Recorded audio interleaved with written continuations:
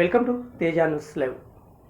శ్రీరామనవమిని పురస్కరించుకొని నాగర్ కర్నూలు జిల్లా తిలకపల్లి మండల్ ఆలేరు గ్రామంలో శ్రీ బబ్బతి ఆంజనేయ స్వామి ఆలయంలో శ్రీ వేదమంత్రాచరణాల మధ్య శ్రీ సీతారామచంద్ర స్వామి వారి కళ్యాణ మహోత్సవం ఆదివారం నాడు వేదమంత్రాచరణాల మధ్య నిర్వహించారు. గ్రామ ప్రజలు భక్తి భావజాలంతో అధిక సంఖ్యలో పాల్గొని సీతారాముల కళ్యాణ మహోత్సవాన్ని తిలకించి తమ మొక్కులు చెల్లించుకున్నారు.